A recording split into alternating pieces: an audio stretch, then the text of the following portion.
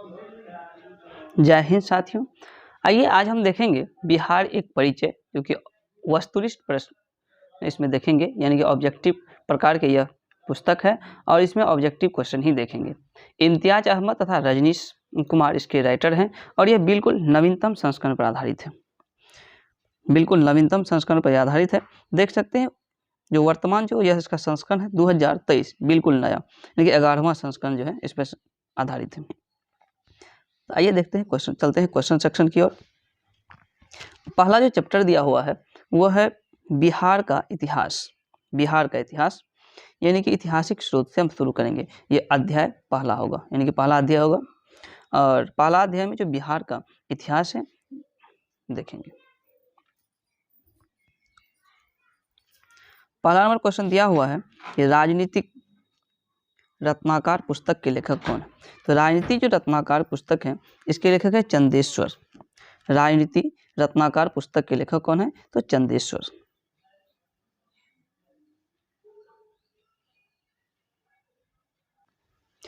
राजनीति रत्नाकर पुस्तक के लेखक कौन है, तो यह चंदेश्वर इसकी पुस्तक है। इसी में दिया हुआ है कि मिथिला राजा के मंत्री चंदेश्वर ने अपनी रचना राजनीति रत्नाकर में राज के ब्रह्म नीति का आधार मंडल सिद्धांत बताया। यह भी खष्टगुणय सिद्धांत और साम दान भेद और दंड का उपयोग के प्रयोग पर परामर्श देता है। नेक्स्ट क्वेश्चन है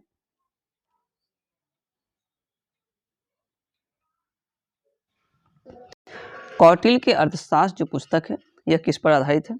तो कौटिल्य के जो अर्थशास्त्र पुस्तक है यह आधारित है शासन के सिद्धांत पर। किस पर आधारित है, तो यह शासन कला के सिद्धांत और अभ्यास पर आधारित है। नेक्स्ट है कि उद्वंत जो है प्रकाश पुस्तक के लेखक कौन है। तो उद्वंत प्रकाश पुस्तक के जो लेखक है यह मौलिक कवि कौन है, तो मौलिक कवि है। नेक्स्ट है मौर्यकालीन स्थापत्य कला के साक्ष्य जो प्राप्त हुए कहाँ से। यह साक्ष्य प्राप्त हुआ है यानी कि पाटलिपुत्र से, राजगृह से और बराबर यानी कि उपयुक्त क्या हो जाएगा, उपयुक्त सभी हो जाएगा। तो मौर्यकालीन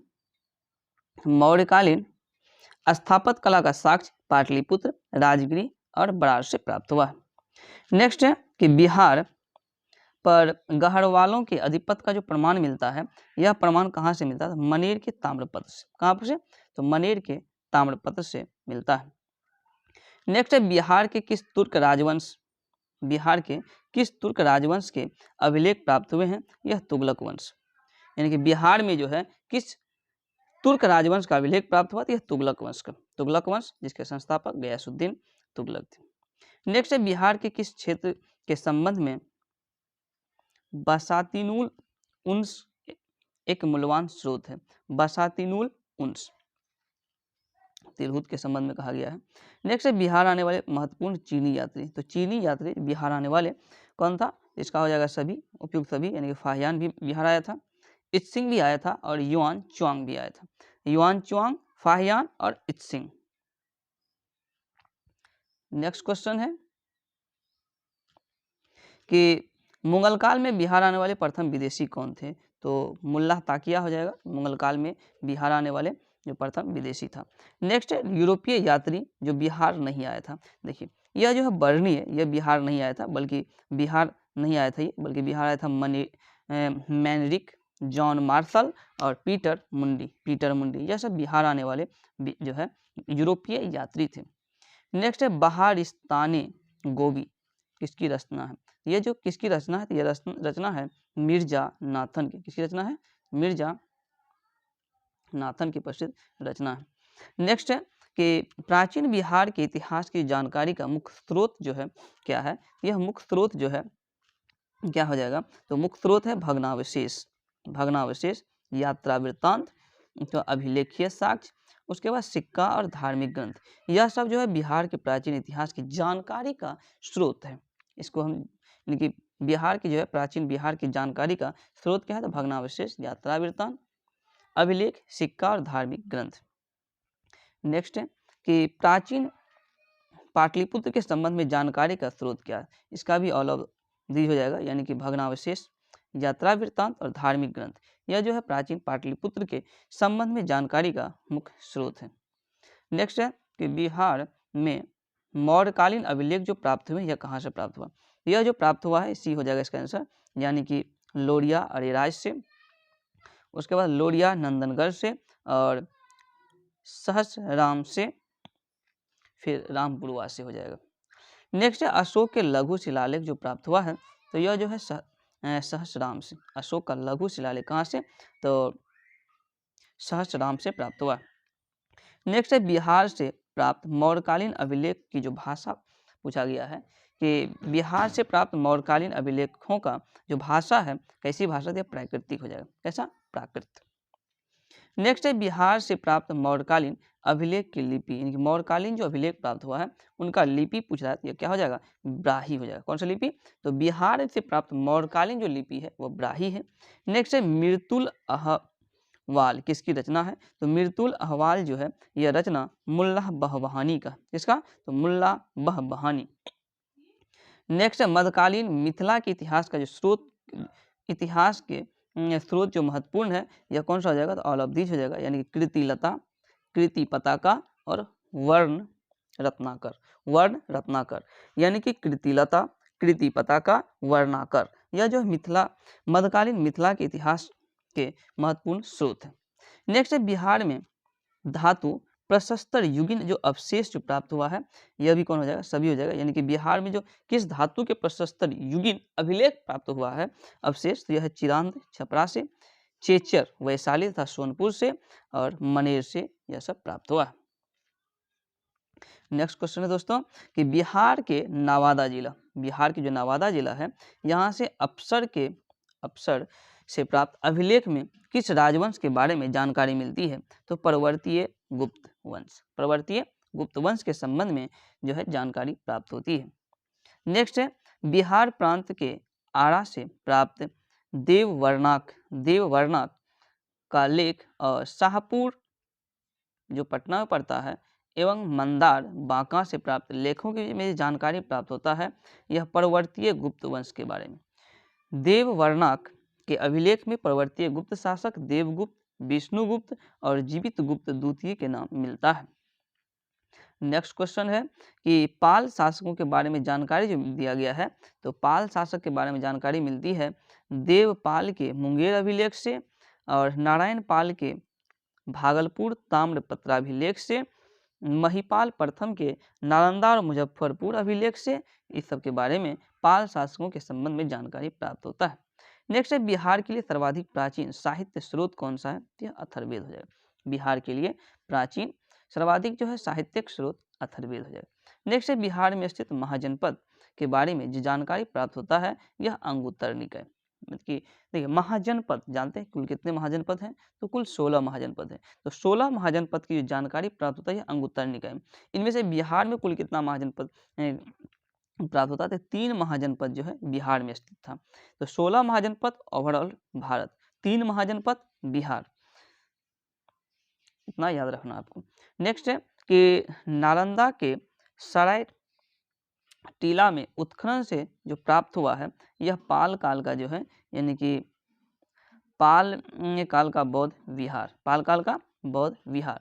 नेक्स्ट है बौद्ध साहित्य विनय पिटक और दिघ निकाय से किसके बारे में जानकारी प्राप्त होता है? यह जो जानकारी प्राप्त होता है मगध के राजतंत्र, वैशाली के गणतंत्र के बारे में और मौर्यकालीन बिहार के बारे में। मौर्य के समय में जैसा बिहार था उस समय उसके बारे में जानकारी प्राप्त होता है। नेक्स्ट है बिहार में बड़े पैमाने पर उत्खनन कार्य करवाने वाला और नई प्राचीन स्थलों की खोज करने वाले पुरातत्ववेत्ता कौन था? यह कनिंघम। कौन था? कनिंघम। नेक्स्ट है नालंदा में स्थित बड़गांव जिसको नालंदा महाविहार कहा जाता है, इसका पता किसने लगाया था? यह कनिंघम। देखिए वहां से 2 अभिलेख मिले हैं जिन पर नालंदा का नाम उत्कीर्ण है। बिहार शरीफ में कुमारगुप्त प्रथम और स्कंदगुप्त का प्रसिद्ध स्तंभ प्राप्त हुआ। कनिंघम ने बौद्ध गया में मंदिर की भी खोज किया था। नेक्स्ट है किस पुरातत्ववेत्ता कनिंघम ने बिहार में क्या क्या खोजा था? देखिए बिहार में भी जो खोजा है कनिंघम ने केसरिया स्तूप जो चंपारण में प्राप्त हुआ है, लोरिया अरेराज अशोक स्तंभ, उसके बाद बसार के अवशेष के आधार पर वैशाली में प्राचीन स्थल जो है यह सब की खोज की गई है। नेक्स्ट है विदेह के राजा जनक। विदेह के राजा जनक ने निष्क और स्वर्ण तथा सतनाम उपहार में दिए। यह कहाँ वर्णित है? इसकी वर्णन जो किया गया है बृहदारण्यक उपनिषद में। कौन से उपनिषद में? तो बृहदारण्यक उपनिषद में विदेह के राजा जनक और निष्क स्वर्ण सतनाम उपहार में दिए हैं। ये सब के बारे में चर्चा किया गया। नेक्स्ट है बिहार से प्राप्त मौर्य अभिलेख, मतलब मौर्य काल के जो अभिलेख मिला है उसकी लिपि। देखिए ऐसा कुछ नहीं है, लेकिन ब्राह्मी लिपि मेन है। भारत में जो प्राप्त हुआ है ब्राह्मी लिपि, तो ब्राह्मी लिपि जो है भारत से प्राप्त हुआ है, तो वही है बिहार से प्राप्त मौर्यकालीन जो है अभिलेखों की लिपि कौन सी हो जाएगी? वही बिहार ब्राह्मी हो जाएगा। और खरोष्टी पाकिस्तान का था। ग्रीक और अरमाइक जो है, ये ग्रीक और अरमाइक जो है यह कहाँ का? तो अफगानिस्तान में जो है मिला है जो अभिलेख, उस पर ग्रीक और अरमाइक भाषा की जो द्विभाषी अभिलेख से कहा जाता है। नेक्स्ट है बिहार से प्राप्त पहला द्विभाषी अभिलेख किस मध्यकालीन शासक का है? किस मध्यकालीन शासक का है? ये किसका? शेषासुरी। शेषासुरी का मकबरा सासाराम में। नेक्स्ट है वह पहला मुगल शासक कौन था जिसके अभिलेख जो है बिहार से मिले हैं? यह अकबर, यानी कि पहला मुगल शासक जिसका अभिलेख बिहार से मिला है, तो किसका? अकबर। बौद्ध धार्मिक साहित्य में कौन जो है ग्रंथ प्राचीन बिहार के इतिहास के संबंध में जानकारी का स्रोत है? यह दीर्घ निकाय। बौद्ध धार्मिक साहित्य में कौन ग्रंथ प्राचीन बिहार के इतिहास के संबंध में जानकारी का स्रोत है? तो दीर्घ निकाय। नेक्स्ट है सियर उल मुताखरीन की रचना किसने किया था? ये जो मुताखरीन जो है प्रसिद्ध पुस्तक है, इनकी रचना गुलाम हुसैन तबाई, गुलाम हुसैन तबाई ने किया था। नेक्स्ट यहाँ मिलाने के लिए दिया हुआ है दोस्तों, तो प्रसिद्ध पुस्तक और उसके रचनाकार है, तो इसका ऑप्शन क्या हो जाएगा? 2 हो जाएगा, यानी कि सियाज उस लातीन। सियाज उस लातीन जो है रचना है, ये किसकी है? तो गुलाम हुसैन सलीम की, गुलाम हुसैन सलीम की है। उसके बाद तारीखे शेरशाही, तारीखे जो शेरशाही प्रसिद्ध पुस्तक है, यह अब्बास सरवानी का, अब्बास सरवानी का तारीखे शेरशाही प्रसिद्ध पुस्तक है। और वाकियाते मुस्ताकी जो प्रसिद्ध पुस्तक है रिजकुल्लाह का। उसके बाद अफसनाए शाह जो है शेख कबीर की प्रसिद्ध पुस्तक है। और बसातिनुल उन्स, बसातिनुल उन्स जो है रचना किसकी है? यह है इख्तिसान देहलवी, इख्तिसान देहलवी। नेक्स्ट है मुल्ला बहबहानी कहाँ के यात्री थे? तो यह ईरान का यात्री था मुल्ला बहबहानी। मुल्ला बहबहानी की यात्रा वृत्तांत से आधुनिक बिहार के बारे में जानकारी प्राप्त होता है, यानी आधुनिक बिहार के संबंध में जो है जानकारी प्राप्त होता है इसके बारे में। नेक्स्ट है कि आधुनिक बिहार के अध्ययन का जो मुख्य स्रोत क्या है? देखिए दोस्तों, आधुनिक जो है बिहार, इसके अध्ययन का स्रोत, तो यह जो स्रोत है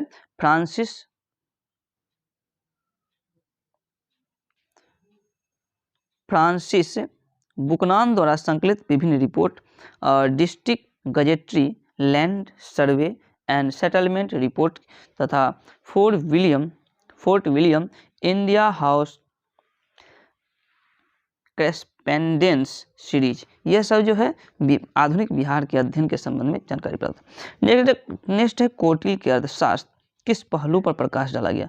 देखिए अर्थशास्त्र जो प्रसिद्ध पुस्तक है, यह कौटिल्य की प्रसिद्ध पुस्तक है, और इसमें जो राजनीतिक नीतियों की चर्चा की गई है, राजनीतिक नीति के संबंध में।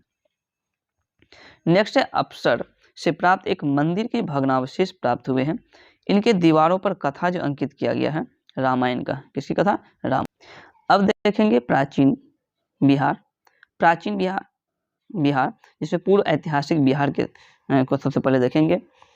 अध्याय 1 के अंतर्गत ही आता है, बिहार के इतिहास के अंतर्गत जो है ये सब सारा चैप्टर आता है, और एक ही वीडियो में जो है, इसी वीडियो में बिहार का टोटल जो इतिहास है जो इसमें दिया गया है, पहला अध्याय पूर्णतः खत्म करेंगे। दिया हुआ है पहला क्वेश्चन कि बिहार में पूर्व ऐतिहासिक काल का जो प्रारंभ होता है यह कब से होता है?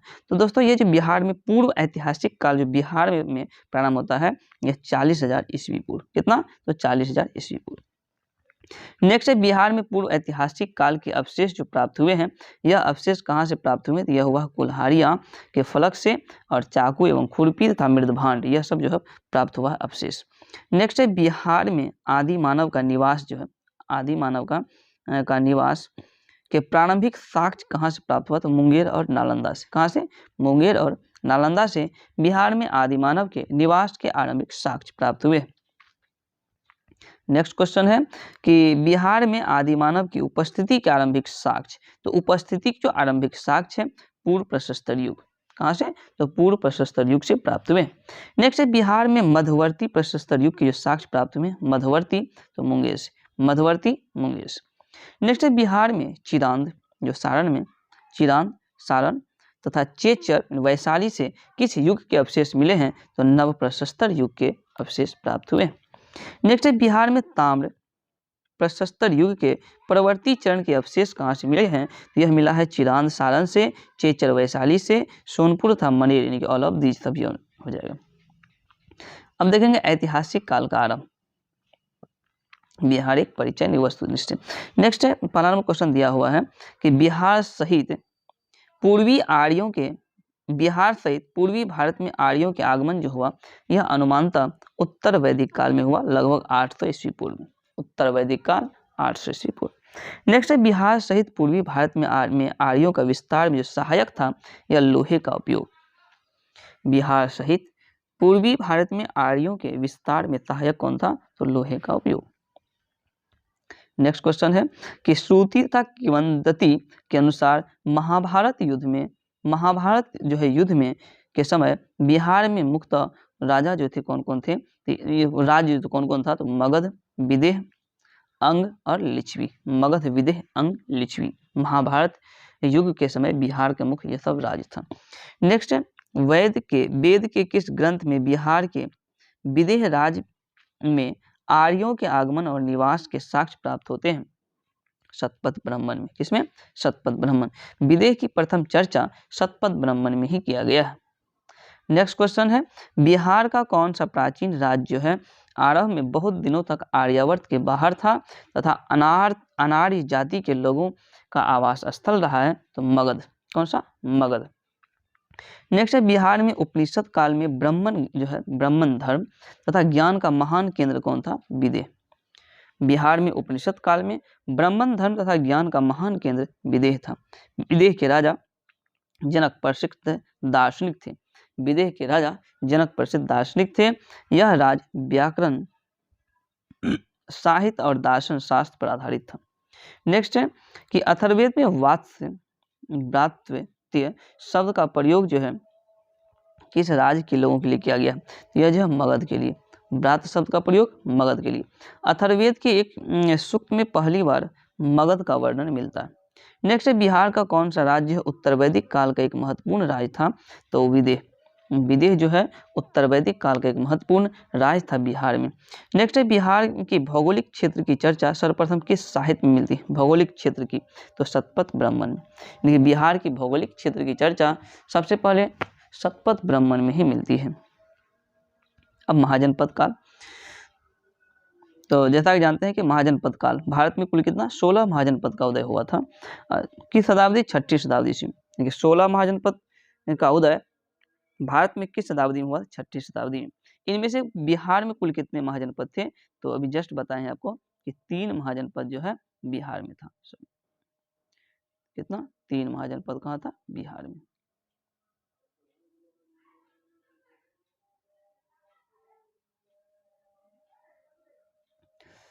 सोलह महाजनपद के बारे में जानकारी जो बौद्ध ग्रंथ अंगुत्तर निकाय से प्राप्त होता है। किससे? तो अंगुत्तर निकाय। अंगुत्तर निकाय किस धर्म का प्रसिद्ध ग्रंथ है? तो बौद्ध धर्म का। किसमें? तो बौद्ध धर्म का। नेक्स्ट क्वेश्चन है कि कौन सा महाजनपद जो है वर्तमान बिहार में स्थित नहीं था? देखिए दोस्तों अभी जस्ट बताएं कि 3 महाजनपद बिहार में था। कौन कौन? अंग, वज्जी, मगध। तो 16 महाजनपद टोटल भारत में कितना? 16 महाजनपद, जिनमें से कितना बिहार में? 3 महाजनपद बिहार में। 3 में कौन कौन? अंग, वज्जी और मगध। इनमें से वत्स जो है ऑप्शन में दिया हुआ यह जो बिहार में स्थित नहीं है। तो क्वेश्चन क्या कह रहा है कि कौन सा महाजनपद वर्तमान बिहार के क्षेत्र में स्थित नहीं था? तो हो जाएगा वज्जी। नेक्स्ट क्वेश्चन है बिहार के किन क्षेत्र में अंग महाजनपद स्थित था? तो अंग महाजनपद, ये जो अंग महाजनपद कहाँ? ये जो था भागलपुर। सॉरी अंग महाजनपद भागलपुर और मुंगेर के आसपास था। यानी कि अंग महाजनपद मुंगेर और भागलपुर के आसपास। अंग महाजनपद की राजधानी कहाँ थी? तो अंग महाजनपद की जो राजधानी थी चंपा थी। कहाँ पर? चंपा अंग महाजनपद की राजधानी थी। बुद्ध के समय में चंपा की गणना भारत के जो है 6 महानगरों, भारत के कुल 6 महानगरों में की जाती थी। अंग की चर्चा। नेक्स्ट है कि बिहार के पटना तथा गया जिले किस महाजनपद के अंतर्गत आता है? यह जो मगध महाजनपद, किसके? तो मगध। और मगध की राजधानी गिरिब्रज या राजगीर थी, जहां पर बौद्ध धर्म की पहली संगीति का आयोजन किया गया था 483 ईस्वी पूर्व में, अजातशत्रु के समय में। नेक्स्ट क्वेश्चन है कि मगध तथा अंग महाजनपद को कौन सी नदी पृथक करती थी? तो कौन सी नदी? यह चंपा नदी अलग करती थी। कौन सी नदी? चंपा नदी दोस्तों। नेक्स्ट है बिहार में स्थित कौन सा महाजनपद 8 राज्यों का एक संघ था? तो वज्जी जो कितना? 8 राज्यों का एक संघ था। नेक्स्ट है वज्जी संघ में कौन सा राज्य सम्मिलित नहीं था? यह चेदी सम्मिलित नहीं था, बल्कि सम्मिलित कौन था? विदेह था, ज्ञात्रिक था और लिच्छवी जो है वज्जी संघ में सम्मिलित था। नेक्स्ट है कि वज्जी संघ की राजधानी कहाँ थी? देखिए दोस्तों, वज्जी संघ की राजधानी वैशाली थी, तो लिच्छवी की राजधानी वैशाली थी। नेक्स्ट है बिहार के भागों में स्थित कौन सा महाजनपद जिनमें गणतंत्र था? तो गणतंत्र वज्जी गणतंत्र था। नेक्स्ट है ईसापुर 6ठी सदी में विश्व का प्रथम गणतंत्रात्मक व्यवस्था कहाँ पर थी? यह वैशाली में थी। कहाँ पर? वैशाली। नेक्स्ट है मगध की प्रथम राजधानी कहाँ? तो गिरिब्रज या राजगीर, यह जो है मगध की प्रथम राजधानी थी। नेक्स्ट है प्राचीन भारत में 16 महाजनपद में से एक कौन था? अंग। 16 महाजनपद में से प्राचीन भारत में एक अंग भी था। नेक्स्ट है ये सब राजधानी है। नेक्स्ट है विश्व का पहला गणतंत्र वैशाली में किसके द्वारा स्थापित की गई थी? यह लिच्छवी के द्वारा स्थापित किया गया था। अब देखेंगे जैन धर्म दोस्तों। देखिए जैन धर्म की अगर बात किया जाए तो जैन धर्म के संस्थापक ऋषभदेव थे और 24वें तथा अंतिम तीर्थंकर वर्धमान महावीर थे। तो क्वेश्चन कह रहा है कि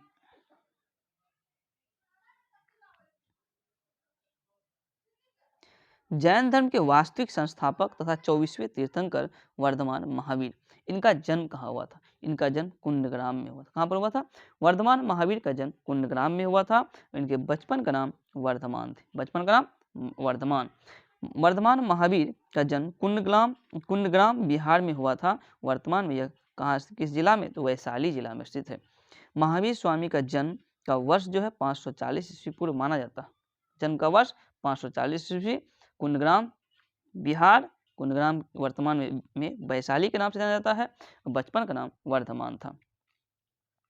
महावीर स्वामी के पिता का नाम क्या था? तो वज्जी संघ जो है, इसका पिता के संबंध जो है वज्जी संघ से है। और सिद्धार्थ वज्जी संघ के गणराज कुंडग्राम के ज्ञात्रिक क्षत्रिय जो है कुल से संबंधित थे। नेक्स्ट क्वेश्चन है महावीर स्वामी के माता त्रिशिला जो है राजकुमारी थी। कहाँ की? तो यह लिच्छवी की राजकुमारी थी। वर्धमान महावीर की जो माता थी त्रिशिला, यह राजकुमारी लिच्छवी की थी। त्रिशिला लिच्छवी राजा प्रमुख चेटक की बहन थी। चेटक। महावीर स्वामी ने अपना अंतिम उपदेश जो दिया था पावापुरी में। कहाँ पर? पावापुरी बिहार के नालंदा जिला में स्थित है और यहीं पर वर्धमान महावीर ने अपना अंतिम उपदेश दिया था। महावीर की मृत्यु कहाँ हुई थी? पावापुरी। वर्धमान महावीर की मृत्यु पावापुरी। प्रथम जैन संगीति, देखिए जैन संगीति, जैन धर्म में 2 संगीति की चर्चा की गई, प्रथम और द्वितीय। तो प्रथम जैन संगीति पाटलिपुत्र में हुआ था। प्रथम जैन संगीति का आयोजन किसके शासनकाल में? चंद्रगुप्त मौर्य के शासनकाल में प्रथम जैन संगीति की आयोजन किया गया था। प्रथम जैन संगीति की अध्यक्षता कौन किया था? स्थूलभद्र। अध्यक्षता स्थूलभद्र, यानी कि स्थूलभद्र के अध्यक्षता में प्रथम जैन संगीति का आयोजन किया गया था। नेक्स्ट है प्रथम जैन संगीति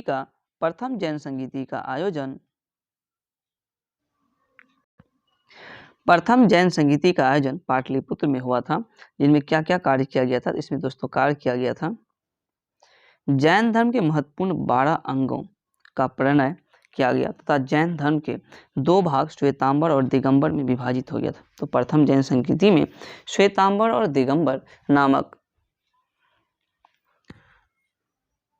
2 भागों में जैन धर्म विभाजित हो चुका था। नेक्स्ट है जैन धर्म के 12वें तीर्थंकर वसुपूज्य का जन्मस्थली कहाँ था? यह चंपा था। कहाँ पर? चंपा। अब आता है बौद्ध धर्म। तो बौद्ध धर्म के संबंध में पढ़ेंगे और यह बिहार से रिलेटेड पुस्तक है। बिहार एक वस्तुनिष्ठ प्रश्न है जिसके लेखक इम्तियाज अहमद और रजनीश कुमार है। ऑब्जेक्टिव प्रश्न है। आइए देखते हैं पहला नंबर बौद्ध धर्म। बौद्ध धर्म जो है, बौद्ध धर्म के संस्थापक कौन थे? गौतम बुद्ध। बौद्ध धर्म के संस्थापक गौतम बुद्ध। गृह त्याग के उपरांत सर्वप्रथम कहाँ गए थे? यह गए थे वैशाली, जहां पर आलार कलाम के आश्रम गए थे। नेक्स्ट क्वेश्चन है कि गौतम बुद्ध को कहाँ कौंडिन्य तथा 5 ब्राह्मण मिले थे? यह उरुग्वेला बोध गया में गौतम बुद्ध को कौंडिन्य तथा 5 ब्राह्मण मिले थे। नेक्स्ट है गौतम बुद्ध को ज्ञान की जो प्राप्ति हुई थी कहाँ पर? तो जानते हैं दोस्तों, बोध गया में गौतम बुद्ध को ज्ञान की प्राप्ति हुई थी। नेक्स्ट है गौतम बुद्ध को किस नदी किनारे ज्ञान की प्राप्ति हुई थी? तो फल्गु नदी के किनारे, उसी को निरंजना नदी के नाम से जाना जाता है। तो गौतम बुद्ध को ज्ञान की प्राप्ति बोध गया में निरंजना नदी के किनारे एक पीपल वृक्ष के नीचे ज्ञान की प्राप्ति हुई थी। नेक्स्ट क्वेश्चन है कि राजगृह में आयोजित प्रथम बौद्ध संगीति, राजगृह में आयोजित प्रथम बौद्ध संगीति, इसमें कौन से कार्य किया गया था? इसमें बौद्ध की शिक्षाओं का संकलन तथा शुद्ध और विनय पिटक के रूप में हुआ। यानी कि शुद्ध पिटक और विनय पिटक जो प्रसिद्ध पुस्तक है, यह प्रथम बौद्ध संगीति के समय ही लिखा गया। प्रथम बौद्ध संगीति में ही इन पुस्तकों का रचना की गई थी। और यह जो है प्रथम बौद्ध संगीति 483 ईस्वी पूर्व, यानी कि जिस ईस्वी पूर्व में महात्मा बुद्ध की मृत्यु हुई थी 483 ईस्वी पूर्व, और इसी समय प्रथम बौद्ध संगीति का आयोजन किया गया था। नेक्स्ट क्वेश्चन है द्वितीय बौद्ध संगीति का आयोजन कहाँ हुआ था? तो वैशाली में। द्वितीय बौद्ध संगीति वैशाली में। और इनमें जो कौन सा कार्य किए गए थे? इनमें बौद्ध धर्म 2 भाग स्थावित और महासंधिक, लेकिन आंशिक रूप से बौद्ध धर्म में विभाजन हो गया था, यह कह सकते हैं। पूर्ण रूप से चौथी में हुआ था। तो द्वितीय बौद्ध संगीति 100 साल बाद यानी 383 ईस्वी पूर्व में हुआ था। नेक्स्ट है तृतीय बौद्ध संगीति का आयोजन कहाँ हुआ था? देखिए दोस्तों, तृतीय बौद्ध संगीति का आयोजन पाटलिपुत्र में हुआ था। कहाँ पर? पाटलिपुत्र में हुआ था। किसके समय में? तो यह अशोक के समय में हुआ था। तृतीय बौद्ध संगीति अशोक की, जबकि द्वितीय बौद्ध संगीति कालाशोक के समय में हुआ था। और प्रथम जो बौद्ध संगीति अजातशत्रु के समय में हुआ था। तृतीय बौद्ध संगीति में कुछ कठोर नियम बनाए गए और अभिधम पिटक का जो संकलन किया गया, अभिधम पिटक। और तृतीय बौद्ध संगीति 251 ईस्वी पूर्व में हुआ था। कब? 251 ईस्वी पूर्व। नेक्स्ट क्वेश्चन है कि किस नगर से महात्मा बुद्ध का घनिष्ठ संबंध था? तो महात्मा बुद्ध का जो घनिष्ठ संबंध था बोध गया, राजगीर, वैशाली, यानी कि ऑल ऑफ दी, यानी कि सभी हो जाएगा, उपयुक्त सभी, यानी कि बोध गया, राजगीर, वैशाली, इन सभी से महात्मा बुद्ध का घनिष्ठ संबंध था, इन सभी नगर से। नेक्स्ट है महात्मा बुद्ध ने पाटलिपुत्र के विनाश के संबंध में क्या भविष्यवाणी की थी? तो पाटलिपुत्र के विनाश के संबंध में भविष्यवाणी किया था कि इनका जो विनाश होगा बाढ़ से, अग्नि से और आंतरिक कलह से भविष्य में ये जो है विनाश हो जाएगा। नेक्स्ट है बौद्ध गया में महाबोधि मंदिर जो बौद्ध गया में है बनाया गया कहाँ पर? तो गौतम बुद्ध को जहाँ ज्ञान की प्राप्ति हुई थी निरंजना नदी के किनारे बोधि वृक्ष के नीचे संपूर्ण ज्ञान की प्राप्ति हुई गौतम बुद्ध को, वहीं पर जो है महाबोधि मंदिर का निर्माण करवाया गया था। नेक्स्ट है प्रसिद्ध बौद्ध सारिपुत्र का जन्म कहाँ हुआ था? नालंदा में सारिपुत्र जो प्रसिद्ध बौद्ध हैं इनका जन्म हुआ था।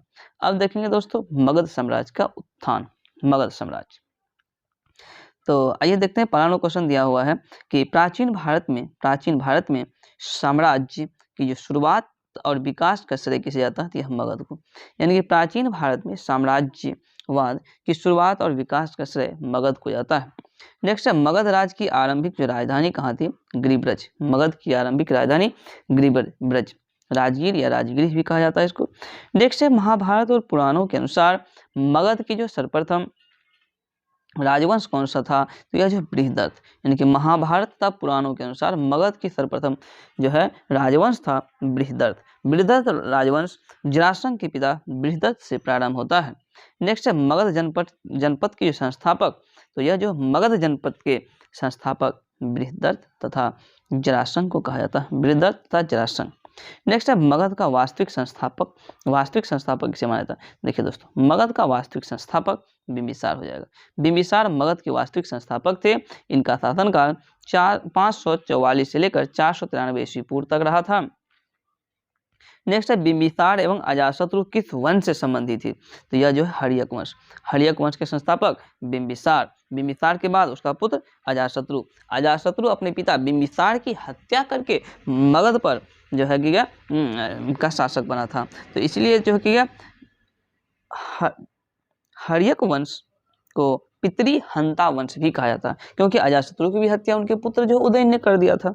और अजातशत्रु को कुनिक कहा गया। क्या कहा गया अजातशत्रु को? कुनिक। प्रथम बौद्ध संगीति इसी के समय हुआ था, अजातशत्रु के समय में।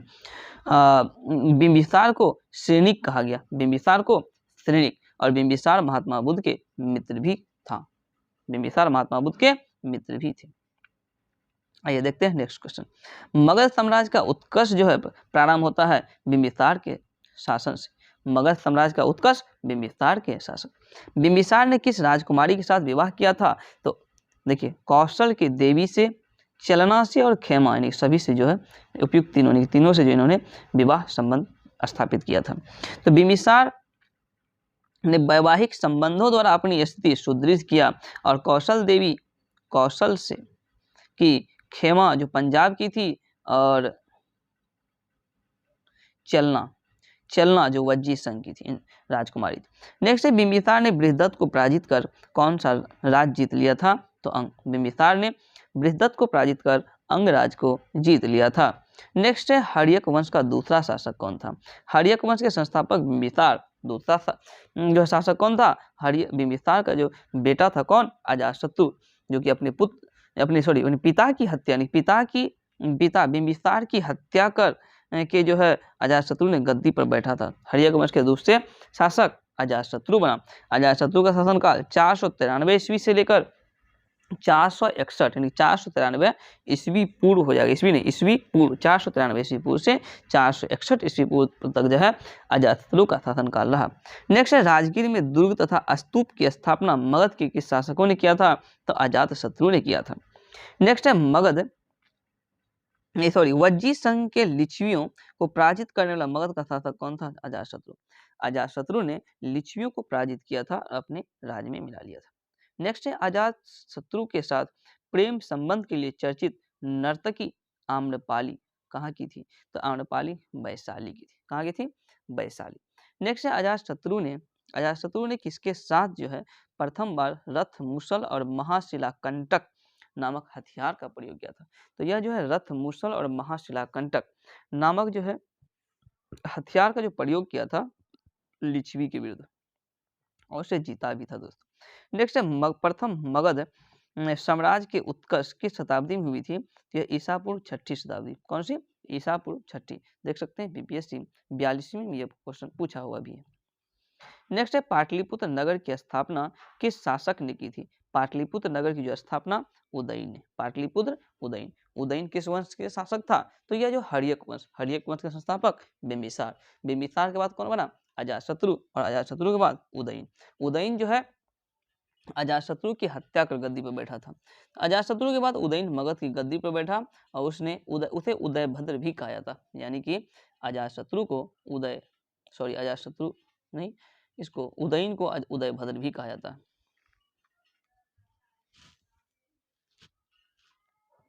नेक्स्ट है पाटलिपुत्र। किस राजा ने पाटलिपुत्र को सर्वप्रथम मगध की राजधानी बनाया? मगध की राजधानी पाटलिपुत्र को तो उदयन, जिन्होंने पाटलिपुत्र की स्थापना भी किया था। हर्यक वंश के अंतिम शासक कौन थे? हर्यक वंश के अंतिम शासक नागदशक था। कौन? नागदशक हर्यक वंश के अंतिम शासक थे। नेक्स्ट है हर्यक वंश के उपरांत मगध पर किस वंश की सत्ता स्थापित हुई? तो हर्षिन मशुक शाह, इसका शॉर्ट ट्रिक है। तो हर्षिन, तो हर्यक वंश के बाद क्या होगा? शिशुनाग वंश के संस्थापक कौन? शिशुनाग ही था। तो हर्यक वंश के संस्थापक बिंबिसार, उसके बाद शिशुनाग वंश के संस्थापक शिशुनाग थे। नेक्स्ट है सर्वप्रथम मगध के किस शासक ने गिरिब्रज यानी कि राजगीर के अतिरिक्त वैशाली को भी अपनी राजधानी बनाया? शिशुनाग ने वैशाली को भी अपना राजधानी बनाया। नेक्स्ट है किस शासक ने पाटलिपुत्र को पुनः राजधानी बनाया और तब से मगध साम्राज्य की राजधानी पाटलिपुत्र ही थी? तो कालाशोक। कौन? कालाशोक। कालाशोक को काकवर्ण भी कहा जाता है। कालाशोक को क्या कहा जाता है? काकवर्ण। नेक्स्ट है द्वितीय बौद्ध संगीति का आयोजन किसके शासनकाल में हुआ दोस्तों? तो द्वितीय बौद्ध संगीति कालाशोक। द्वितीय बौद्ध संगीति कालाशोक। तृतीय बौद्ध आएगा तो ये काला हट जाएगा, सिर्फ अशोक जो कि मौर्य वंश के जो है तृतीय शासक थे। उसके बाद चतुर्थ कनिष्क, कुंडलवन, कश्मीर में। द्वितीय बौद्ध संगीति का आयोजन कहाँ हुआ था? द्वितीय बौद्ध संगीति का आयोजन वैशाली में आयोजित किया गया था 383 ईस्वी पूर्व में, और इसकी अध्यक्षता जो है साबक मीर ने किया था। तो द्वितीय बौद्ध संगीति की अध्यक्षता साबक मीर। नंदवंश, हसीन बताए थे ट्रिक, हसीन मशुक शाह। तो हर्यक वंश, शिशुनाग वंश, उसके बाद कौन सा वंश आया? नंदवंश। नंदवंश के संस्थापक महापदनंद। नंदवंश के संस्थापक कौन थे? महापदनंद। झा एंग श्रीमाली की प्रसिद्ध पुस्तक भारत में नंद वंश के संस्थापक महानंदनी को बताया गया है।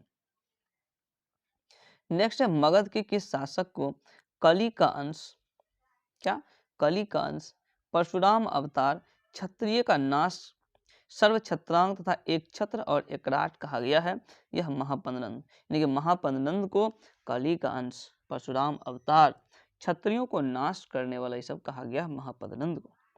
नेक्स्ट है यह नंद वंश का सर्वाधिक प्रतापी शासक था। कौन? महापदनंद। महापदनंद जो है नंद वंश का सर्वाधिक प्रतापी। नंद वंश का अंतिम शासक, तो अंतिम शासक घनानंद था। नंद वंश का अंतिम शासक घनानंद था, जिसको जो है चंद्रगुप्त मौर्य ने पराजित किया था और मगध पर एक नए वंश मौर्य वंश की स्थापना की चंद्रगुप्त मौर्य, और इसकी स्थापना में उसका जो सहायता किया था कौन? चाणक्य, कौटिल्य, विष्णुगुप्त, सब एक ही नाम है उनका, जिसकी प्रसिद्ध पुस्तक है अर्थशास्त्र। नेक्स्ट है प्रथम बौद्ध संगीति का आयोजन किसके शासनकाल में हुआ था? देखिए दोस्तों, प्रथम बौद्ध संगीति अजातशत्रु के शासनकाल में हुआ था 483 ईस्वी। प्रथम बौद्ध संगीति का आयोजन हुआ था कहाँ? राजगृह में। और प्रथम बौद्ध संगीति की अध्यक्षता कौन किया था? तो महाकश्यप ने। प्रथम बौद्ध संगीति की अध्यक्षता महाकश्यप ने किया था। प्रथम बौद्ध संगीति की अध्यक्षता महाकश्यप ने किया था। नेक्स्ट है मगध साम्राज्य में कलिंग का विलय सर्वप्रथम जो किया था यह था महापदनंद। मगध साम्राज्य में कलिंग का विलय महापदनंद ने किया। नेक्स्ट है निम्नलिखित में से मगध का कौन सा राजा जो है सिकंदर महान के समकालीन था? तो घनानंद। घनानंद जो है सिकंदर के समकालीन था। सिकंदर के आक्रमण के समय मगध का शासक कौन था? घनानंद था। नेक्स्ट है निम्नलिखित में से किस राजा ने पाटलिपुत्र को बसाया था? तो पाटलिपुत्र को उदयन ने बसाया था। कौन? उदयन ने पाटलिपुत्र को बसाया था। नेक्स्ट है मगध के शासक अजातशत्रु ने किसके आक्रमण के प्रतिरोध में गंगा और सोन के संगम पर स्थित पाटलिग्राम को सुरक्षित तथा किलों को सुसज्जित किया, जो आगे चलकर पाटलिपुत्र नगर में बना? तो यह वैशाली के वज्जियों के। अब देखेंगे दोस्तों मौर्य वंश। मौर्य वंश जिनका यह बिहार एक परिचय पुस्तक से का है। देखिए मौर्य वंश, मौर्य साम्राज्य के संस्थापक चंद्रगुप्त मौर्य थे। चंद्रगुप्त मौर्य जो है मौर्य वंश की स्थापना किया था और इसकी राजधानी जो है पाटलिपुत्र थी। मौर्य वंश की राजधानी पाटलिपुत्र। मौर्य वंश की राजधानी पाटलिपुत्र थी। चंद्रगुप्त मौर्य ने मगध की सत्ता किसकी सहायता से प्राप्त की थी? तो यह जो है चाणक्य, विष्णुगुप्त, जिसकी पुस्तक का नाम क्या है? अर्थशास्त्र। मौर्य साम्राज्य की जो स्थापना हुई थी 320 ईस्वी पूर्व में। 320 ईस्वी पूर्व में मौर्य साम्राज्य की स्थापना किया गया था। नेक्स्ट है यूनानी दूत मेगास्थनीज किसके दरबार में पाटलिपुत्र आया था? यह जो है चंद्रगुप्त मौर्य के समय में। यूनानी दूत मेगास्थनीज जिसके पुस्तक का नाम क्या है? इंडिका। यह चंद्रगुप्त मौर्य के समय में भारत आया था। मेगास्थनीज के पाटलिपुत्र जो आगमन हुआ यह 315 ईस्वी पूर्व में। मेगास्थनीज का पाटलिपुत्र में आगमन 315 ईस्वी पूर्व। चंद्रगुप्त मौर्य के दरबार में मेगास्थनीज को भेजने वाला जो शासक था वह था सेल्यूकस। तो कौन भेजा था? सेल्यूकस ने भेजा था चंद्रगुप्त मौर्य के दरबार में मेगास्थनीज को। नेक्स्ट है किस शासक के शासनकाल के समय मगध पर 12 वर्षों का भीषण अकाल पड़ा था? तो मगध पर जो है 12 वर्षों का भीषण अकाल पड़ा था चंद्रगुप्त मौर्य के समय में। किसके समय में? चंद्रगुप्त मौर्य के समय में। चंद्रगुप्त मौर्य के प्रधानमंत्री कौन थे? चाणक्य, जिसको कौटिल्य या विष्णुगुप्त भी कहा जाता है। नेक्स्ट है किस से मुक्ति दिलाने के कारण चंद्रगुप्त मौर्य को भारत का मुक्तिदाता कहा जाता है। तो भारत का जो मुक्तिदाता, इसको यूनानियों से, यानी कि चंद्रगुप्त मौर्य को यूनानियों से मुक्ति दिलाने के लिए भारत का मुक्तिदाता भी कहा जाता है। नेक्स्ट है वह स्रोत जिसमें पाटलिपुत्र के प्रशासन के संबंध में जानकारी प्राप्त होता है, इंडिका। इंडिका। नेक्स्ट क्वेश्चन है कि नंद वंश के पश्चात मगध पर किस राजवंश का शासन किया? नंद वंश के पश्चात मगध पर कौन सा राजवंश? मौर्य वंश ने शासन किया। नंद वंश के पश्चात मौर्य वंश। मेगास्थनीज की जो प्रसिद्ध पुस्तक है क्या? इंडिका थी। अर्थशास्त्र के लेखक कौन? कौटिल्य। कौटिल्य का नाम चाणक्य या विष्णुगुप्त भी था। नेक्स्ट है पाटलिपुत्र की शासन व्यवस्था का विस्तृत वर्णन किस विदेशी यात्री की वृत्तांत में की गई है? मेगास्थनीज। मेगास्थनीज की जो प्रसिद्ध पुस्तक इंडिका है, इसमें वर्णन किया गया है पाटलिपुत्र के संबंध में। नेक्स्ट है मौर्य साम्राज्य के उपरांत मौर्य साम्राज्य का शासक कौन बना? चंद्रगुप्त मौर्य के बाद बिंदुसार बना। बिंदुसार के बाद पूछेगा तो अशोक हो जाएगा। नेक्स्ट है कि मौर्य शासक के दरबार में आजीवक भविष्यवक्ता पिंगल वत्स रहता था। तो यह पिंगल वत्स रहता था किसके? बिंदुसार के दरबार में। पिंगल वत्स ने अशोक के बारे में भविष्यवाणी की थी कि वह एक महान राजा बनेगा। नेक्स्ट है अशोक द्वारा अपने पड़ोसियों के साथ मैत्रीपूर्ण जो संबंध की बात कही गई है, मैत्रीपूर्ण संबंध का उल्लेख किसमें किया गया? तो 13वां शिलालेख। नेक्स्ट है तृतीय बौद्ध संगीति का आयोजन किसके समय में हुआ था? तो अशोक के समय में। तृतीय अशोक और चौथा कनिष्क के समय में। चौथा होगा ये कनिष्क हो जाएगा। तृतीय बौद्ध संगीति की अध्यक्षता की अगर बात किया जाए तो मौगलीपुत्र तीस जो है तृतीय बौद्ध संगीति की अध्यक्षता किया था। नेक्स्ट है तृतीय बौद्ध संगीति का आयोजन कहाँ हुआ था? यह आयोजन कुंडलवन। तृतीय बौद्ध संगीति कुंडलवन। पहला राजगिरी, दूसरा वैशाली, तीसरा चौथा कश्मीर। तृतीय बौद्ध संगीति का जो आयोजन किया गया था 251 ईस्वी में। तृतीय बौद्ध संगीति 251 ईस्वी में। तृतीय बौद्ध संगीति का आयोजन पाटलिपुत्र में हुआ था। पहला राजगिरी, दूसरा वैशाली, तीसरा पाटलिपुत्र और चौथा कश्मीर, जो कि कनिष्क के समय हुआ था। और यह तीसरा बौद्ध संगीति 251 ईस्वी पूर्व में हुआ था। नेक्स्ट है किस मौर्य शासक ने कलिंग पर विजय प्राप्त की थी? तो कौन सा मौर्य शासक था जो कलिंग पर? तो अशोक। अशोक जो है कलिंग पर विजय प्राप्त किया था। नेक्स्ट है किस युद्ध में हुए भारी तबाही तथा जनमाल की हानि को देखकर अशोक का हृदय परिवर्तन हो गया? तो कलिंग युद्ध था जो 261 ईस्वी पूर्व में आया हुआ था। नेक्स्ट है अशोक का धर्म क्या था? देखिए दोस्तों, अशोक का धर्म जो है यह नैतिक आचरण संहिता पर था। किस पर? नैतिक आचार संहिता।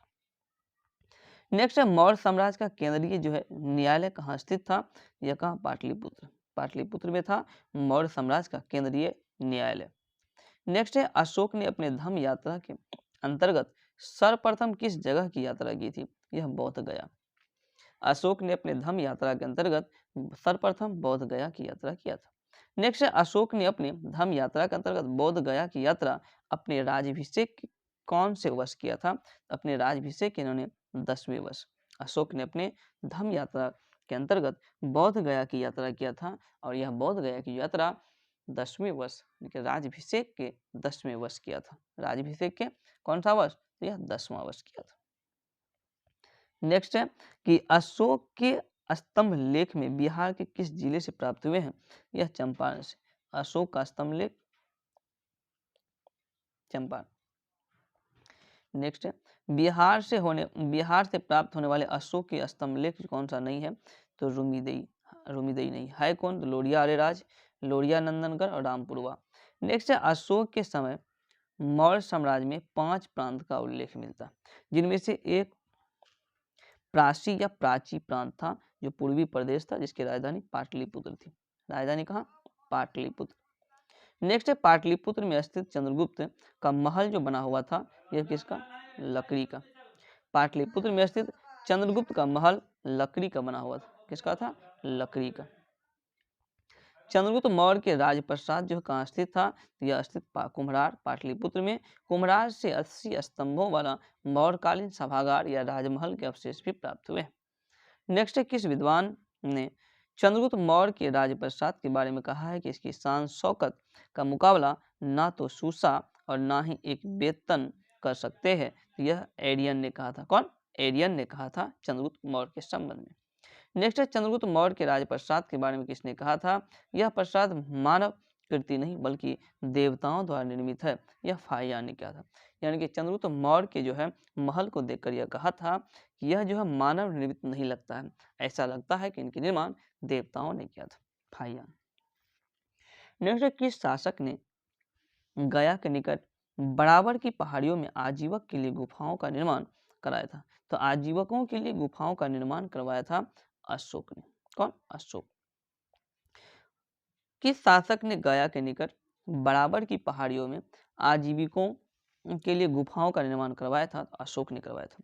यह गुफा था सुदामा, विश्व झोपड़ी, सुदामा, विश्व झोपड़ी, चौपार और कर। एक बार फिर सुनिएगा, सुदामा, विश्व झोपड़ी, चौपार और कर। नेक्स्ट है कि गया के समीप नागार्जुन की पहाड़ियों में प्रसिद्ध प्रसिद्ध गोपी गुफा का निर्माण कौन करवाया था? तो यह जो है दशरथ ने करवाया था। गोपी गुफा का निर्माण दशरथ। गोपी गुफा कहाँ? गया के समीप नागार्जुन की पहाड़ियों में। दशरथ अशोक के पुत्र था। दशरथ जो है अशोक का पुत्र था। इसने नागार्जुनी पहाड़ियों में आजीविकों के लिए 3 गुफा का निर्माण करवाया था। नेक्स्ट है, मौर्यकालीन जो है चामरग्राहिनी यक्षी जो प्राप्त हुई है, यह दीदारगंज पटना से। यक्ष और यक्षिणी की जो है मूर्ति यहाँ से प्राप्त हुआ है मौर्यकाल के समय। इसे त्रिरत्नी नाम भी दिया गया है।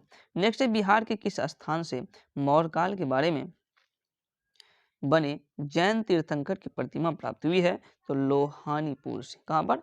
देखिए दोस्तों, बिहार के किस स्थान से मौर्य काल में के बने जैन तीर्थंकर की प्रतिमा प्राप्त हुई है? तो लोहानीपुर। नेक्स्ट है, पाटलिपुत्र के नगर निर्माण तथा सुंदरता का वर्णन किया गया किसमें? मेगास्थनीज की प्रसिद्ध पुस्तक पाटलिपुत्र के नगर निर्माण और सुंदरता का वर्णन मेगास्थनीज की पुस्तक में की गई है। नेक्स्ट है, पाटलिपुत्र को किस शासक ने सर्वप्रथम अपनी राजधानी बनाया था? तो चंद्रगुप्त मौर्य। पाटलिपुत्र को चंद्रगुप्त मौर्य ने अपनी राजधानी बनाया था। नेक्स्ट है, अशोक के शासनकाल में बौद्ध सभा किस नगर में आयोजित की गई थी? यह पाटलिपुत्र। अशोक के शासनकाल में बौद्ध सभा का आयोजन पाटलिपुत्र में किया गया था। नेक्स्ट है, किसके शासनकाल में मिस्र के राजा फिलाडेल्फस यानी टॉलेमी द्वितीय ने डियानीसियस नामक राजदूत को पाटलिपुत्र भेजा था? बिंदुसार के समय। किसके समय में? बिंदुसार। नेक्स्ट है, किस विद्वान के अनुसार चंद्रगुप्त मौर्य ने पॉलीब्रोथस यानी पाटलिपुत्र उपनाम धारण किया था? यह एस्ट्रेबो। क्वेश्चन कर रहा है कि किस विद्वान के अनुसार चंद्रगुप्त मौर्य ने पॉलीब्रोथस यानी पाटलिपुत्र उपनाम धारण किया था? एस्ट्रेबो। नेक्स्ट है, यूनानी दूत जो है डीमोल्किस के आगमन मगध के किस शासक के दरबार में किया गया था? बिंदुसार। नेक्स्ट है, केवल वह स्तंभ जिसमें अशोक ने स्वयं को मगध का सम्राट बताया है? तो भारवू स्तंभ। भारवू स्तंभ में दोस्तों अशोक ने स्वयं को मगध का सम्राट बताया। नेक्स्ट है, बराबर की गुफाओं का उपयोग किसने आश्रय गृह के रूप में किया है? आजीविकों ने बराबर की गुफाओं का उपयोग आजीविकों ने आश्रय गृह के रूप में किया था। नेक्स्ट है, अशोक की राजधानी कहाँ थी? तो अशोक की राजधानी पाटलिपुत्र। अशोक की राजधानी कहाँ थी? पाटलिपुत्र। नेक्स्ट है, मौर्यकाल में पाटलिपुत्र के प्रशासन 3 नागरिकों की सभा संचालन करती थी, जिसमें 5-5 सदस्यों की 6 समितियों को में संगठित था। यह था मेगास्थनीज का। किसका? मेगास्थनीज। यानी कि मौर्य काल में पाटलिपुत्र के प्रशासन 30 नागरिकों की सभा संचालित करती थी, जो 5-5 सदस्यों की 6 समितियों में संगठित था। यह कथन मेगास्थनीज का। किसका है? मेगास्थनीज। नेक्स्ट है, मौर्य प्रशासन के संबंध में कौन सा कथन सत्य है? तो सभी सत्य है। देखिए, मौर्य काल यह केंद्रीकृत था। मौर्य समय प्रशासन तंत्र कठोर था, करों का बोझ अधिक था। यह सभी हो जाएगा मौर्य के साथ। नेक्स्ट है, अशोक के संबंध में कौन सा कथन सत्य है? अशोक देखिए उसने धर्म विजय की नीति अपनाई थी। सम्राट अशोक जो है कौन सी नीति अपनाई थी, तो धर्म विजय की नीति अपनाई थी। उसने विदेशों से संबंध भी स्थापित किए थे और उसने प्रजा हित और कल्याण के उपाय भी किए थे। प्रजा हित और कल्याण के भी ढेर सारे उपाय किए थे।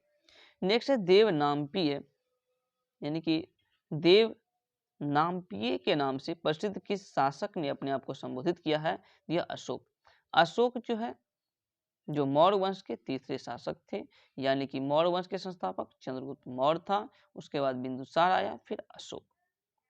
नेक्स्ट है दोस्तों धम्म महामात्र के कार्य क्या थे। धम्म महामात्र के जो कार्य था, यानी कि धम्म नीति और क्रियान्वयन, जन कल्याण के उपाय और लोगों के बीच दान वितरण करना, यह धम्म महामात्र के काम थे। नेक्स्ट है मौर्यकालीन प्रशासन में रज्जुक का क्या कार्य था, तो रज्जुक का कार्य था न्यायिक देखना, राजस्व का विभाग और ग्रामीण प्रशासन, ये सब को जो है प्रमुख कार्य था। नेक्स्ट है मौर्यकालीन विद्वान में किन का नाम आता है। मौर्यकालीन जो विद्वान है इसमें डी हो जाएगा, निशा हो जाएगा, कौटिल्य का। कौटिल्य मौर्य वंश की स्थापना की इसी का देन है।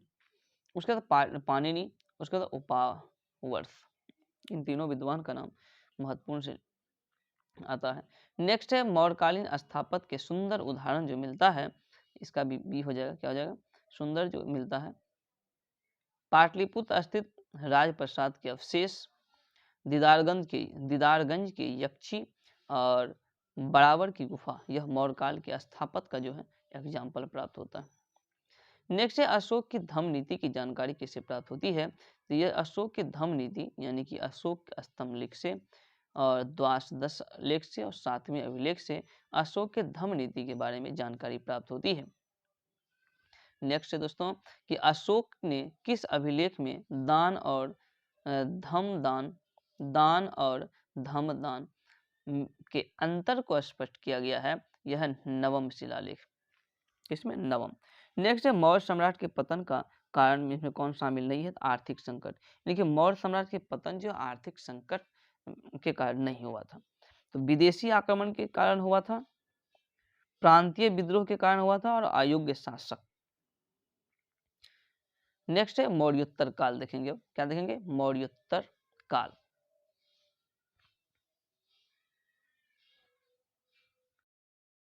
अब देखेंगे मौर्योत्तर काल।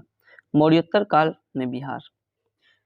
प्रारंभ क्वेश्चन है मौर्य साम्राज्य के उपरांत मगध पर किस वंश का शासन स्थापित हुआ, तो मौर्य वंश के बाद जो है शुंग वंश का काल 185 से 75 ईस्वी पूर्व तक रहा था। 185 ईस्वी से लेकर 175 ईस्वी पूर्व तक रहा था शुंग वंश का, और मौर्य साम्राज्य के उपरांत मगध पर शुंग वंश का था। शुंग वंश के संस्थापक पुष्पमित्र शुंग थे। शुंग वंश के संस्थापक कौन था, पुष्पमित्र शुंग। पुष्पमित्र शुंग का कार्य था 185 ईस्वी पूर्व से लेकर 149 ईस्वी पूर्व तक शुंग वंश का कार्यकाल था। नेक्स्ट, किस शुंग शासक ने पाटलिपुत्र में स्थित कुकुटराम बिहार को 3 बार नष्ट करवाने का प्रयत्न किया था, तो पुष्पमित्र शुंग ने। पुष्पमित्र ने ब्राह्मण धर्म का पुनरुद्धार तथा बौद्धों के साथ उत्पीड़क और आक्रामक व्यवहार किया था। नेक्स्ट है पाटलिपुत्र पर यवन डेमेट्रियस का आक्रमण किस वंश के शासक के समय हुआ था, यह शुंग वंश। किसके समय में, शुंग वंश। यानी पाटलिपुत्र पर यवन डेमेट्रियस का आक्रमण जो है शुंग वंश के समय हुआ था।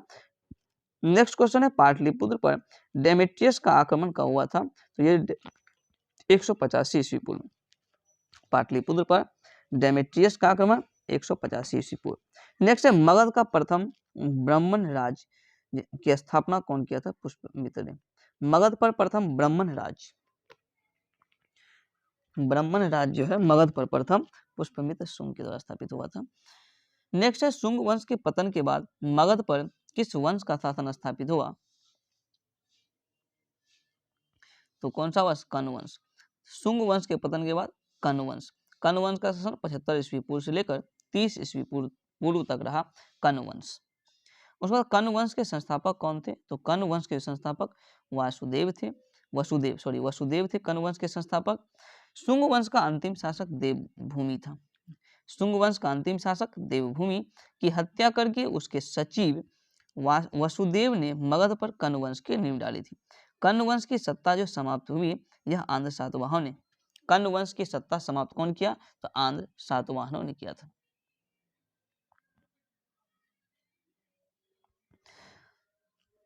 नेक्स्ट है कण्व वंश के उपरांत पाटलिपुत्र। कण्व वंश के उपरांत पाटलिपुत्र पर कुछ समय के लिए किस वंश के राजाओं ने शासन किया? यह मित्र वंश।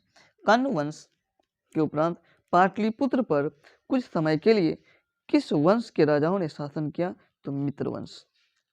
नेक्स्ट है शुंग कला के उत्कृष्ट नमूने बिहार में किस स्थान से प्राप्त हुए हैं? तो यह बोध गया से प्राप्त हुआ। कहां से? बोध गया से। नेक्स्ट है कनिष्क ने पाटलिपुत्र के किस बौद्ध विद्वान को अपने दरबार में प्रश्रय दिया था? यह दिया था अश्वघोष को। किसको? अश्वघोष।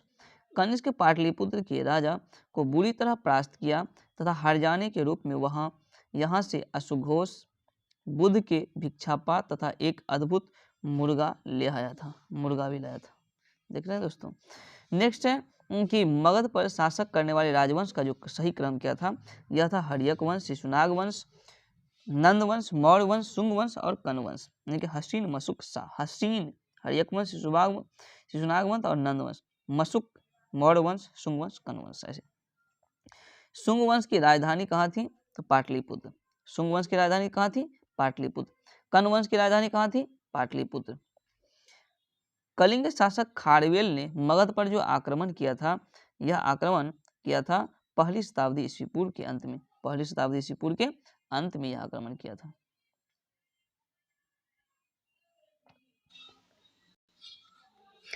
कलिंग नरेश खारवेल ने कहां से कीमती उपहार प्राप्त किया था? यह अंग और मगध से। उपहार में जीन की प्रतिमा और पदचिन्ह भी शामिल हैं।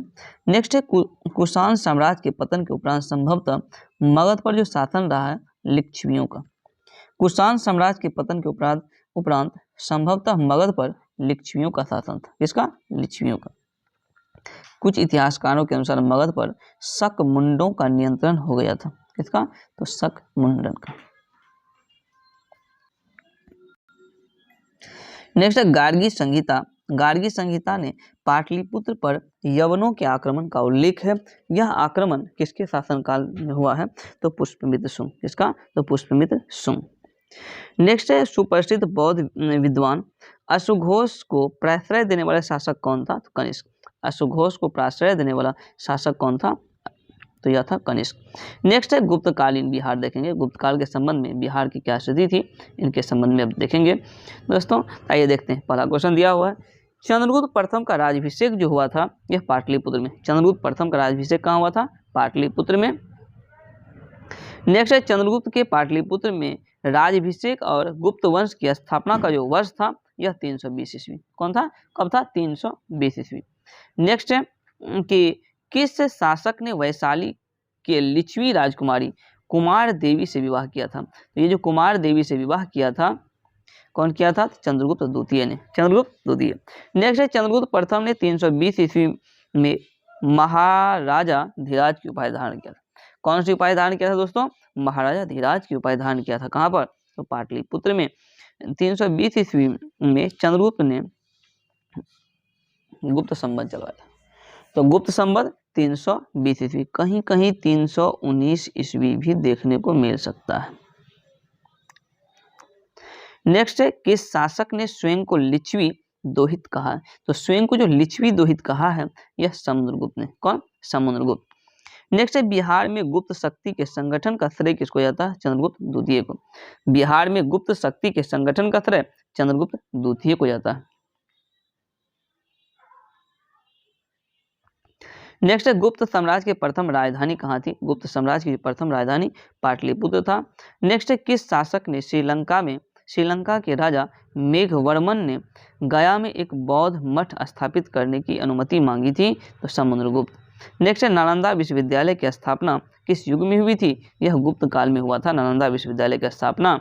और इसके संस्थापक कौन थे? तो कुमार गुप्त थे। कौन? कुमारगुप्त नालंदा विश्वविद्यालय के संस्थापक थे। नेक्स्ट क्वेश्चन है दोस्तों कि बोध गया में महाबोधि मंदिर की स्थापना तो गुप्त काल में हुई थी। महाबोधि मंदिर की स्थापना किस काल में हुई थी? गुप्त काल में। नेक्स्ट है चीनी यात्री फाहियान कितने समय तक पाटलिपुत्र में रहा था? तो फाहियान जो पाटलिपुत्र में 3 साल तक रहा था। कितने साल तक? चीनी यात्री फाहियान कितने समय तक पाटलिपुत्र में रहा था? 3 साल तक। चंद्रगुप्त द्वितीय के शासनकाल में फाहियान भारत भ्रमण पर आया था, जो इसका उद्देश्य था बौद्ध पांडुलिपियां प्राप्त करना। नेक्स्ट है आर्यभट्ट का संबंध पाटलिपुत्र से। आर्यभट्ट प्रसिद्ध इसकी पुस्तक अगर नाम पूछ दे तो आर्यभट्टियम इसकी प्रसिद्ध पुस्तक है। नेक्स्ट है गुप्त काल का एक सुंदर कार्तिकेय की मूर्ति किस जिले से प्राप्त हुई है? यह जो है शाहाबाद से प्राप्त हुई है। गुप्त काल की एक सुंदर कार्तिकेय की मूर्ति शाहाबाद से प्राप्त हुई है। नेक्स्ट है बिहार में 7.5 फीट ऊंचे बुद्धदेव की एक पीतल की जो मूर्ति प्राप्त हुई है यह सुल्तानगंज से। बिहार में 7.5 फीट ऊंची बुद्धदेव की एक पीतल की मूर्ति सुल्तानगंज से प्राप्त हुई है। नेक्स्ट है दोस्तों राजगीर के मणिनाग मंदिर में पत्थर पर खोदे हुए गणेश, विष्णु, नाग नागिन के चित्र जो है किस काल के हैं? यह गुप्त काल के हैं। राजगीर के मणिनाग मंदिर में पत्थर पर खोदे हुए गणेश, विष्णु, नाग नागिन के चित्र जो है किस काल के हैं? यह गुप्त काल के। नेक्स्ट है राजगृह में स्थित जरासंध की बैठक का निर्माण किस काल में हुआ था? तो गुप्त काल में। किस काल में? गुप्त काल। नेक्स्ट है तीर भुक्ति के राजपाल कौन थे? यानी कि आधुनिक दरभंगा यह राजपाल गोविंद गुप्त। कौन था? गोविंद गुप्त। चंद्रगुप्त द्वितीय के छोटा पुत्र था। नेक्स्ट है बिहार में बौद्ध विहार का प्राचीनतम केंद्र जो है नालंदा। बिहार में बौद्ध विहार का प्राचीनतम केंद्र नालंदा। नालंदा विश्वविद्यालय किस लिए प्रसिद्ध है? तो बौद्ध धर्म दर्शन के लिए नालंदा विश्वविद्यालय प्रसिद्ध है। नेक्स्ट है क्वेश्चन कि नालंदा में अवस्थित भारतीय विश्वविद्यालय में फाहियान किसके शासनकाल में आया था? फाहियान यह आया था चंद्रगुप्त विक्रमादित्य के समय में। किसके समय में? चंद्रगुप्त विक्रमादित्य। नेक्स्ट है किसने यह वर्णन किया है कि मध्य भारत के सभी देशों में मगध देश में सर्वाधिक नगर थे? मध्य भारत के सभी देशों में मगध देश में सर्वाधिक नगर थे।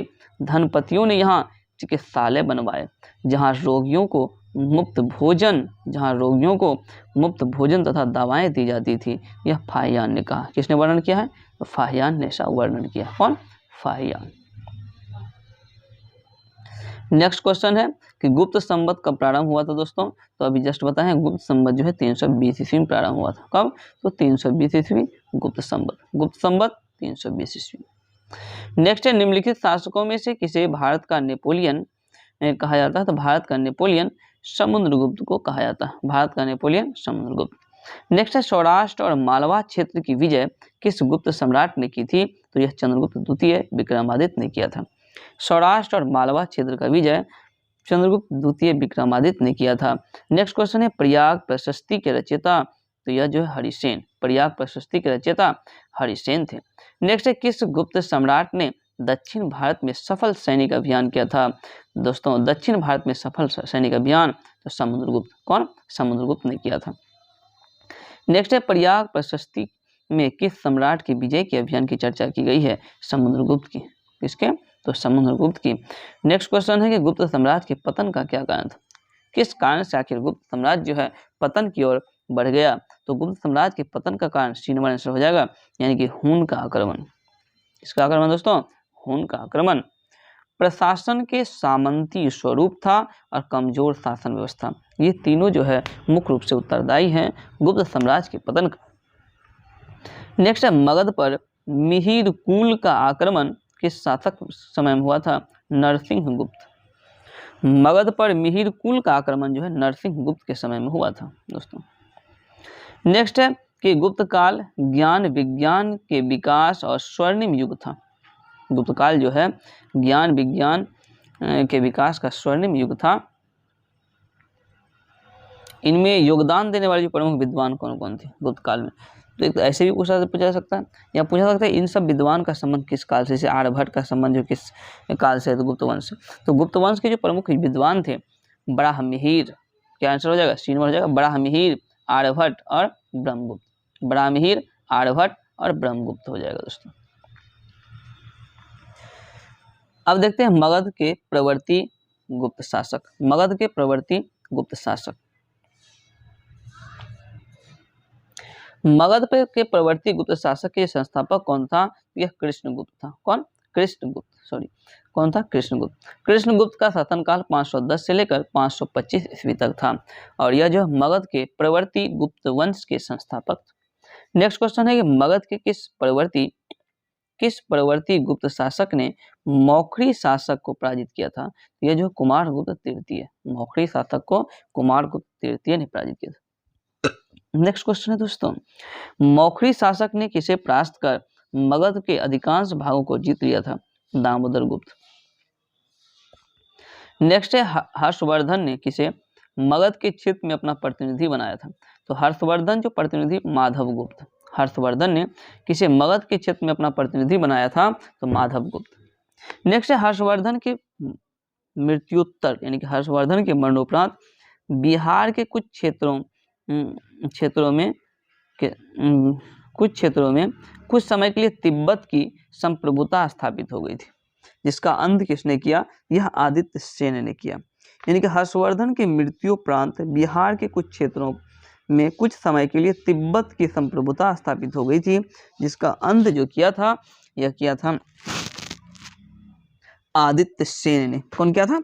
बिहार में किसी स्थानीय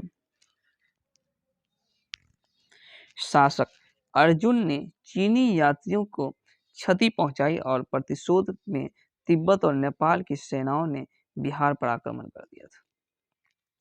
नेक्स्ट है मगध के किस प्रवर्ती गुप्त शासक ने अश्वमेध यज्ञ का आयोजन किया था? तो आदित्य सेन। मगध के किस प्रवर्ती गुप्त शासक ने अश्वमेध यज्ञ का आयोजन किया था? आदित्य सेन हो जाएगा। नेक्स्ट है मगध में प्रवर्ती गुप्त वंश के अंतिम शासक कौन था? तो अंतिम था जीवित गुप्त द्वितीय। कन्नौज के शासक ने जीवित गुप्त द्वितीय की हत्या कर इस वंश का ही अंत कर दिया। नेक्स्ट है मगध के किस प्रवर्ती गुप्त शासकों ने को असंख्य हिंदुओं का विजेता कहा गया?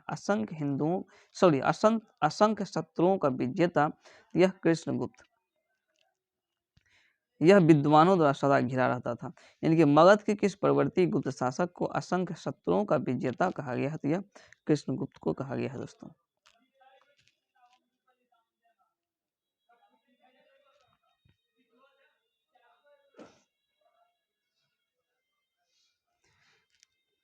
देखिए दोस्तों, देखने के लिए हाँ, शासक दिया हुआ और उसका उपाधि दी गई है। 9 नंबर जो क्वेश्चन है, शासक और उसका उपाधि है। इसका आंसर बता देते हैं आपको, पहले सी हो जाएगा। हर्षगुप्त है। तो हर्षगुप्त जो है, इसका उपाधि था वीर योद्धा। हर्षगुप्त का वीर योद्धा। उसके बाद कुमारगुप्त का महाराजा धीराज। कुमारगुप्त का महाराजा धीराज की उपाधि इन्होंने धारण किया था कुमारगुप्त ने। और उसके बाद जीवित गुप्त जो है, जीवित गुप्त राजाओं में सिरमौर यानी कि क्षितिज चूड़ामणि की उपाधि धारण किया था। और आदित्य सेन जो है परम भट्टारक महाराजा धीराज की उपाधि इन्होंने धारण किया था। तो इस प्रकार आंसर हो जाएगा। हर्षगुप्त वीर योद्धा की उपाधि था। कुमारगुप्त प्रथम महाराजा धीराज था। जीवित गुप्त राजाओं के सिरमौर और आदित्य सेन परम भट्टारक महाराजा धीराज की उपाधि इन्होंने धारण किया था। नेक्स्ट क्वेश्चन है कि मगध के किस प्रवर्ती गुप्त सम्राट के बारे में किस प्रवर्ती गुप्त सम्राट के बारे में कहा गया है कि उसने समुद्र तथा हिमालय के शत्रुओं को जीत लिया था? तो जीवित गुप्त के संबंध में ऐसा कहा गया है। यानी कि मगध के किस प्रवर्ती गुप्त सम्राट, तो जीवित गुप्त था, जिसके संबंध में कहा गया है कि उसने समुद्र तथा हिमालय के शत्रु को जो है समुद्र तट यानी समुद्र के किनारे का जो क्षेत्र था और हिमालय के तराई के आसपास जो क्षेत्र था उनको जो शत्रु को इन्होंने क्या कर लिया था? जीत लिया था जीवित गुप्त ने। नेक्स्ट क्वेश्चन, हर्षवर्धन की मृत्यु के बाद मगध के अंतर्गत एक विस्तृत साम्राज्य स्थापित करने वाला जो प्रथम शासक कौन था? तो आदित्य सेन। कौन था दोस्तों? आदित्य सेन था। नेक्स्ट है मगध के किस जो है प्रवर्ती गुप्त सम्राट के शासनकाल में चीनी राजदूत वांग हुएनत्सो भारत की यात्रा किया था? तो आदित्य सेन। नेक्स्ट क्वेश्चन है कि मगध के मगध के प्रवर्ती गुप्त शासकों का क्रम क्या है? इसका बी हो जाएगा आंसर दोस्तों कि कृष्ण गुप्त, हर्ष गुप्त, जीवित गुप्त, कुमार गुप्त, दामोदर गुप्त, महासेन गुप्त, देवगुप्त, माधव गुप्त, आदित्य सेन। आदित्य सेन यह जो है मगध के प्रवर्ती गुप्त शासकों का क्रम है। अब देखेंगे गुप्तोत्तर युग और बिहार। गुप्त युग के बाद जो है का क्रम देखेंगे। पहला तो क्वेश्चन दिया हुआ है चीनी यात्री इत्सिंग बिहार की जो भ्रमण पर आया था तो कब आया था? 673 ईस्वी में। इत्सिंग लगभग 675 ईस्वी से लगातार 10 वर्षों तक नालंदा विश्वविद्यालय में शिक्षा प्राप्त किया था। नेक्स्ट क्वेश्चन है हर्षवर्धन के समय में बिहार राज्य में कौन सा विश्वविद्यालय प्रसिद्ध था? यह हो जाएगा नालंदा। यानी कि हर्षवर्धन के समय में बिहार का कौन सा विश्वविद्यालय? तो नालंदा विश्वविद्यालय प्रसिद्ध था हर्षवर्धन के समय। नेक्स्ट है चीनी यात्री ह्वेनसांग किस विश्वविद्यालय अध्ययन के लिए आया था? यह नालंदा। चीनी यात्री नालंदा आया था अध्ययन के लिए। ह्वेनसांग ने नालंदा विश्वविद्यालय में 635 से 640 यानी 5 वर्षों तक अध्ययन किया था। नेक्स्ट है ह्वेनसांग ने पाटलिपुत्र की यात्रा किस वर्ष की थी? तो 635। ह्वेनसांग ने पाटलिपुत्र की यात्रा 635 में किया था। कब किया था? 635 में। नेक्स्ट है बोध गया में महाबोधि वृक्ष को क्षति पहुंचाने वाला शासक कौन था? देखिए दोस्तों ये था शशांक। शशांक बंगाल का शासक था जो क्रूर और धर्मांध शासक था जिन्होंने बोध गया के जो महाबोधि वृक्ष था इसको क्षति पहुंचाया। और यह वृक्ष वर्तमान 5वीं पीढ़ी की जो है वर्तमान जो वृक्ष है बोध गया में बोधि की तो यह जो है 5वीं पीढ़ी की है। अब देखेंगे दोस्तों पालकालीन बिहार। पाल काल से पहला क्वेश्चन दिया हुआ औदंतपुर शिक्षा केंद्र निम्न में से किस राज्य में स्थित है? औदंतपुर। तो यह बिहार औदंतपुरी। पाल वंश के संस्थापक किसे कहा था? पाल वंश के संस्थापक कौन थे? तो गोपाल। पाल वंश के संस्थापक गोपाल। गोपाल का शासन जो है 770 से लेकर 770 गोपाल का शासनकाल 750 से लेकर 770 ईस्वी तक रहा था। नेक्स्ट क्वेश्चन है विक्रमशिला विश्वविद्यालय के संस्थापक कौन थे? देखिए दोस्तों विक्रमशिला विश्वविद्यालय के संस्थापक कौन थे? धर्मपाल थे जिसका शासनकाल 770 से 810 ईस्वी तक था। नेक्स्ट क्वेश्चन है विक्रमशिला विश्वविद्यालय की स्थापना किस वंश के शासकों ने किया था? यह पाल वंश। विक्रमशिला विश्वविद्यालय की स्थापना पाल वंश के शासकों ने किया था। नेक्स्ट है आधुनिक बिहार के किस जिले में विक्रमशिला विश्वविद्यालय स्थित है? विक्रमशिला भागलपुर। तो विक्रमशिला भागलपुर पालघाट। नेक्स्ट क्वेश्चन है कि नालंदा महाबिहार को आर्थिक अनुदान देने वाला शासक कौन था? आर्थिक अनुदान यह हर्ष दिया था, धर्मपाल और देवपाल। नालंदा महाबिहार को आर्थिक अनुदान देने वाला शासक था हर्षवर्धन, धर्मपाल और देवपाल। नेक्स्ट है मुंगेर यानी कि बिहार के जो मुंगेर जिला है इसको अपनी राजधानी बनाने वाला पाल शासक कौन था? देवपाल। देवपाल ने मुंगेर को अपना राजधानी बनाया। नेक्स्ट है पाल शासकों द्वारा बौद्ध धर्म के किस संप्रदाय को विशेष प्रोत्साहन दिया गया था? ये महायान। इसको महायान। नेक्स्ट है किस शासक के काल में शैलेंद्र वंश के शासक ने नालंदा में एक बौद्ध मठ का स्थापना किया था? देवपाल। कौन? देवपाल। अगर ये वीडियो पसंद आ रहा है तो कृपया सब्सक्राइब जरूर करें दोस्तों। नेक्स्ट है इसके लिए देवपाल ने 5 गांव दान के रूप में भी दिया था। नेक्स्ट क्वेश्चन है नालंदा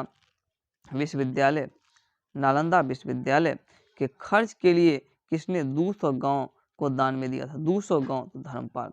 नालंदा विश्वविद्यालय के खर्च के लिए किसने 200 गांव को दान में दिया था? धर्मपाल। नेक्स्ट है किस शासक ने औदंतपुरी बिहार शरीफ में बौद्ध विहार की स्थापना करवाया था? तो बौद्ध विहार गोपाल। किस शासक ने औदंतपुरी में बिहार शरीफ में बौद्ध विहार की स्थापना करवाया था? तो गोपाल। नेक्स्ट है, किस काल में कांस्य की मूर्तियों के निर्माण की एक उन्नत शैली का विकास बिहार में हुआ है? वह है पाल युग। कौन सा युग? पाल युग। नेक्स्ट है, बिहार में पाल युग में कांस्य से निर्मित मूर्ति की एक उन्नत शैली का विकास हुआ है। कांस्य मूर्तियों के निर्माण की इस शैली का जो निर्णायक देन था, यह है धीमक तथा बिठपाल की। नेक्स्ट है, पालकालीन कांस्य मूर्ति कलाकार धीमन एवं बिठपाल कहाँ के निवासी थे? यह नालंदा के। कहाँ के निवासी थे? नालंदा के। धीमक जो है विट्ठल पाल का पुत्र था। तो पालकालीन कांस्य मूर्ति कलाकार जो है धीमन एवं विट्ठल पाल कहाँ के निवासी थे? यह जो है नालंदा के निवासी थे। कहाँ के? नालंदा। नेक्स्ट है, पालकालीन कांस्य प्रतिमाएं सांचे में ढली है।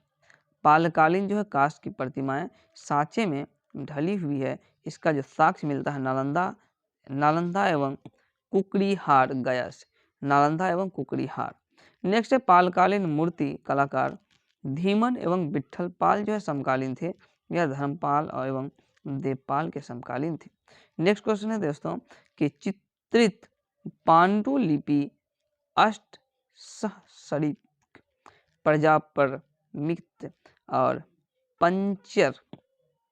पंचरक्ष किस युग के थे? यह जो पाल युग के। किस युग के थे? पाल युग। नेक्स्ट है, पालकालीन चित्रकला का भित्ति चित्र रूप जो है कहाँ से प्राप्त हुआ है? यह नालंदा से। कहाँ से? नालंदा से। नेक्स्ट है, पाल शासक अपना आदेश प्रसारित जो करते थे, यह पाटलिपुत्र से। पाल शासक अपना आदेश कहाँ से प्रसारित करते थे? यह पाटलिपुत्र से करते थे। नेक्स्ट है, पाल काल में श्रीनगर भुक्ति जो क्या कहा जाता था? तो मगध। पाल काल में श्रीनगर भुक्ति को कहा जाता था, मगध को कहा जाता था। नेक्स्ट है, देवपाल की अनुमति से राजा बलदेव पुत्र ने कहाँ विदेशी विद्यार्थियों के लिए छात्रावास का निर्माण करवाया था? तो नालंदा। कहाँ पर? नालंदा। नेक्स्ट क्वेश्चन है, अच्छा चैप्टर है दोस्तों, कि मिथिला के करपाट शासक के संबंध में, मिथिला के करपाट शासक के संबंध में देखेंगे। तो आइए देखते हैं पहला नंबर क्वेश्चन कि मिथिला या तिरहुत के कर्नाट राज्य का उदय कब हुआ था? यह 1097 से 98 ईस्वी के शासनकाल में हुआ था, और इस समय रामपाल के समय। किसके समय में? रामपाल। यानी कि मिथिला या तिरहुत के कर्नाट राज्य का उदय 1097-98 ईस्वी के शासनकाल में रामपाल के समय में हुआ था दोस्तों। नेक्स्ट है, मिथिला या तिरहुत के कर्नाट राज्य के संस्थापक कौन थे? ये जो संस्थापक था नन्यदेव। कौन? नन्यदेव।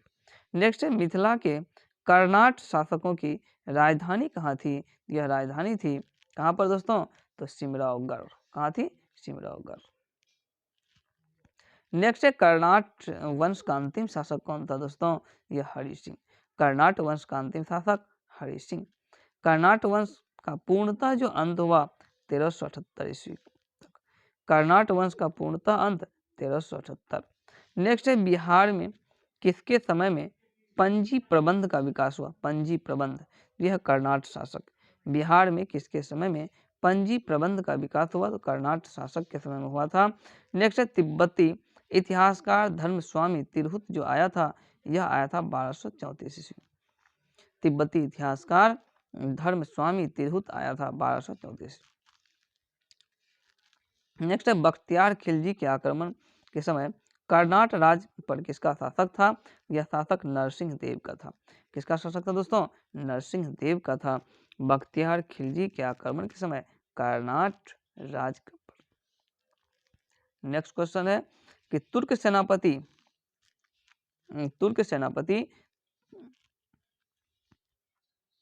तुगरिल तुगन द्वारा मिथिला पर आक्रमण की चर्चा करने वाले विदेशी यात्री कौन था? यह विदेशी यात्री धर्मा स्वामीन और मुल्ला तकिया। नेक्स्ट है, तुगरिल तुगरिल तुगन के अभियान के समय कर्नाट राज का शासक कौन था? यह राम सिंह देव। कौन था दोस्तों? राम सिंह देव। नेक्स्ट है कर्नाट शासकों में कौन एक महान समाज सुधारक था? तो यह था हरि सिंह। महान समाज सुधारक हरि सिंह था। नेक्स्ट है पंजी प्रबंध मिथिला क्षेत्र में किसके शासनकाल में मुख्य रूप से विकसित हुआ था? यह हरि सिंह देव